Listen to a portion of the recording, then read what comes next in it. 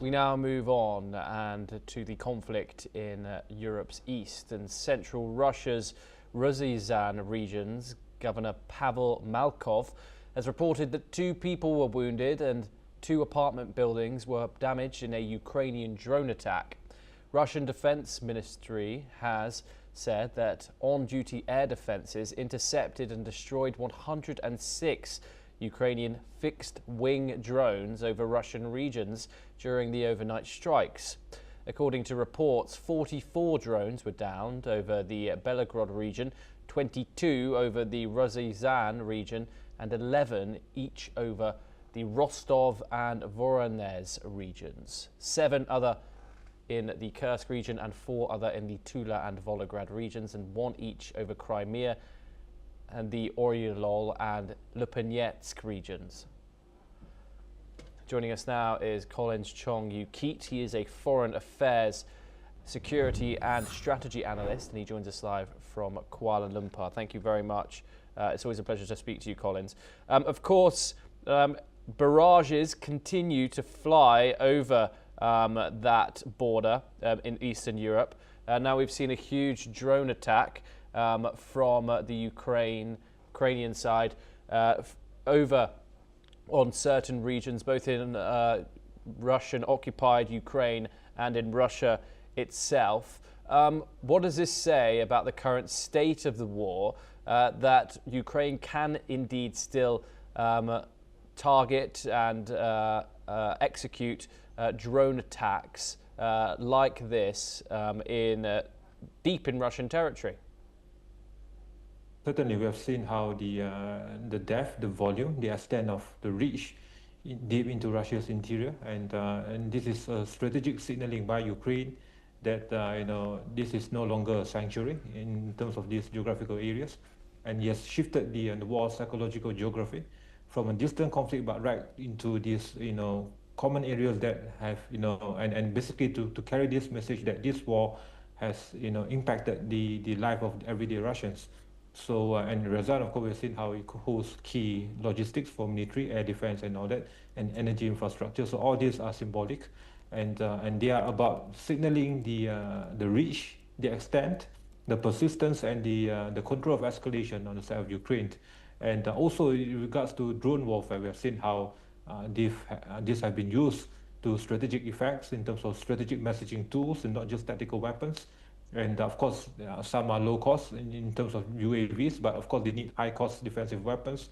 And Russia can intercept as many drones as possible, but it cannot intercept the notion of this, the messaging that it carries in terms of uncertainties, in terms of how it impacts the lives of the Russian people away from these conflict areas near the border. So we have seen how civilian injuries, even small numbers, they also carry persistent and credible political weight, and this will be used as a pretext by Moscow to justify tighter measures, and of course also to justify greater escalations. But we have seen neither side is winning decisively, and but both are also keen to ensure that the other side cannot just sit back and of course also to relax. But this is yet a continuation of a tit for tat measure.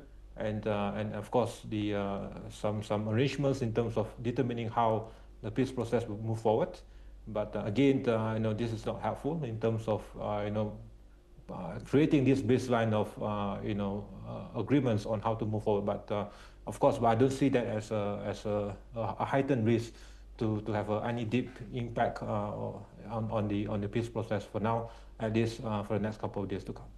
Well, Collins, let's move over to diplomacy now. And of course, this follows just a day after President Donald Trump blamed Volodymyr Zelensky once again, saying that that the Ukrainian president wasn't ready for peace. Today, in which Zelensky responded and said that Ukraine is not an obstacle to peace, pushing back against these comments made by President Donald Trump.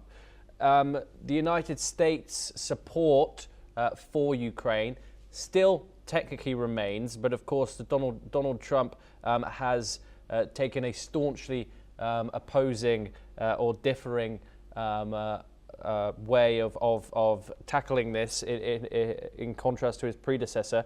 Macron even says France is now providing 2/3 of the intelligence to Ukraine, which was previously given by the United States.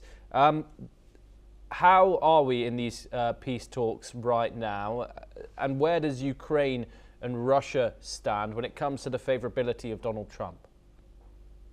Well, Zelensky, we have to do more. Definitely, we have seen how he is also partly to blame in terms of this resistance, the stubbornness, to move forward and to show restraint, and of course, he's also seeing how the extent of President Trump's support, and to also compare that with the intent or the readiness of the support from Europe, and in terms of how the European deterrent capacity can match any possible downsides in terms of the withdrawal of US support under President Trump. As I've stated, without President Trump's efforts, there will be no credible efficacy in terms of any European involvement, in terms of European hard power support. And Zelensky, we have to again ensure that this peace process is not stalled because of his own domestic needs, and that of course there have been these complex intricacies of the difficulties in terms of the regions involved, and of course to get the agreement of Ukraine, the population, the parliament as a whole. But again, the longer this is prolonged, the risk of a total fallout, a total disintegration of the whole peace process are higher by the day. And of course, this will give further leverage to Moscow, yes. And of course, again, to give further pretext to Moscow to say that, to accuse Ukraine of stalling the entire process. So Zelensky, we have to step up, and we have to do more in this process. Yes, Collins, do stay with us as we move over to the Indo-Pacific for our next story. And Canadian Prime Minister Mark